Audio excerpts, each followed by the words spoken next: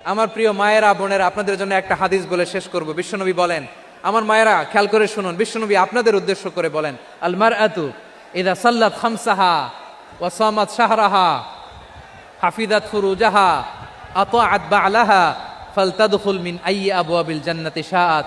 বিশ্বনবী বলেন, ও রমণীরা, ও নারীরা, যে সমস্ত নারী এই চারটা কাজ করবে, এই চারটা কাজের গ্যারান্টি দিবে, তাদেরকে জান্নাতের 8টা দরজার গ্যারান্টি দেয়া হবে।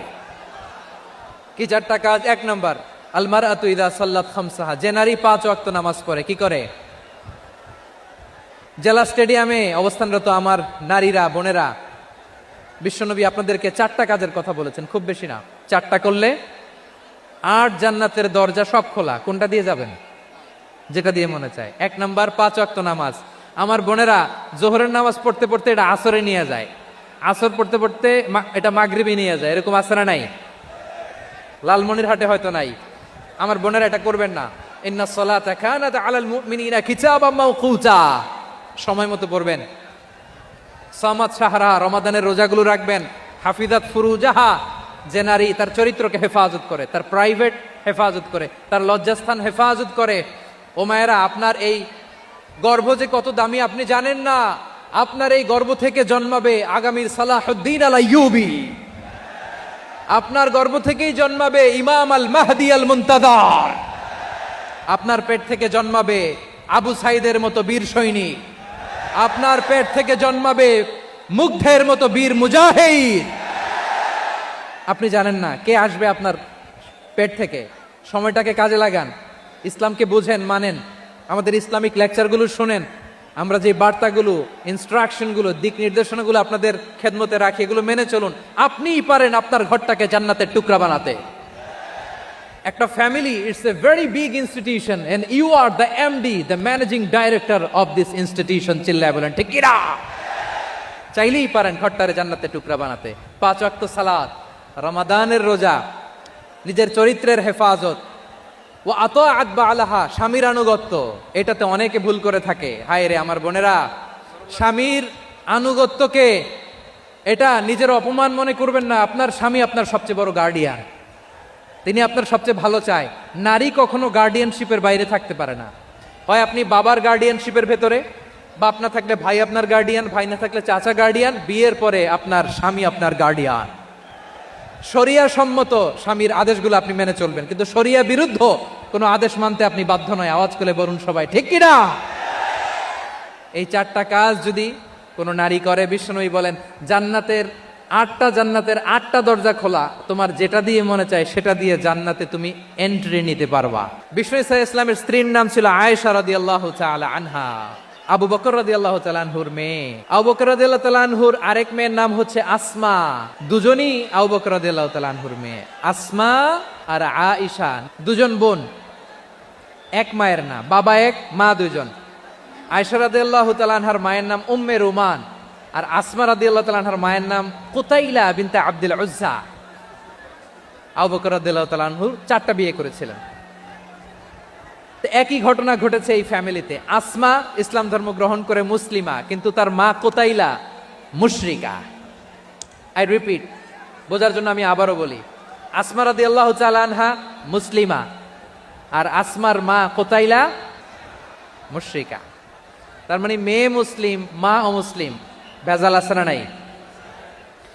কিন্তু কুতাইলা আর ধৈর্য ধারণ করতে পারে না। নার ছেড়া ধন, কলিজার টুকরা ধন, কলিজার টুকরা সন্তান। আসমারে দেখতে বড্ড মন চায়। সাইয়েদনা আসমা রাদিয়াল্লাহু তাআলা আনহা মক্কা থেকে হিজরত করে মদিনায় চলে গেলেন হুদাইবিয়ার পর। যখন মক্কা মদিনার ট্রাফিক স্বাভাবিক হলো, মক্কার লোক মদিনায় যায়, মদিনার লোক মক্কায় আসে। কুতাইলা কলিজার টুকরা সন্তান আসমারে দেখার জন্য কিছু উপহার নিয়ে বিশাল মরুপথ পাড়ি দিয়ে মক্কা থেকে মদিনায় যায়। সুবহানাল্লাহ বলেন। এখন মা আসছে মেয়ের সাথে দেখা করতে, মেয়ে তো আর দেখা দেয় না। মেয়ে ভাবছে আমার মা তো মুশরিকা, অপবিত্রা, তার সাথে কি দেখা দেয়া যাবে? বিশ্বনবীর দরবারে চলে গেলেন। সুবহানাল্লাহ বলেন। কি সৌভাগ্যবান ছিল তারা।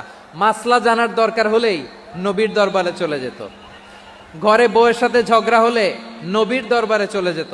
অনেক সাহাবী বলে আমার পেটে ক্ষুধা লাগলো আমি নবীর কাছে চলে যেতাম।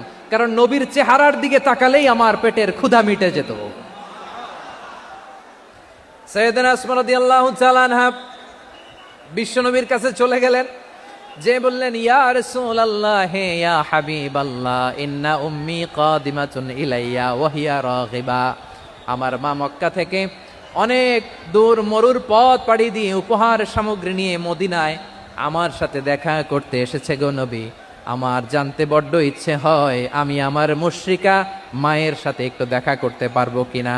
আফা আসিলুহা, আগে যেমনি আমি আমার মায়ের সাথে ভালো আচরণ করতাম, যেমনি আমি আমার মায়ের সাথে সদাচরণ করতাম গো নবী, এখন আমি মুসলিমা, মা মুশরিকা, এখনো কি আগের মতো সদাচরণ করতে পারবো নাকি? বিশ্বনবী বললেন, নাম সিলিহা, হ্যাঁ রে আসমা, অবশ্যই অবশ্যই, আগে ঠিক যেমন তুমি তোমার মায়ের সাথে ভালো আচরণ করতে, এখনো তেমনি আগের মতো ভালো আচরণ করবা। আওয়াজ করে পড়েন সুবহানাল্লাহ। সপ্তম হিজরিতে বিষ্ণু ইসলাম সব সুপার পাওয়ারের কাছে চিঠি দিলেন, রোমান সম্রাটের কাছে, পারস্য অধিপতির কাছে, মিশরের অধিপতির কাছে, সবার কাছে চিঠি লিখলেন।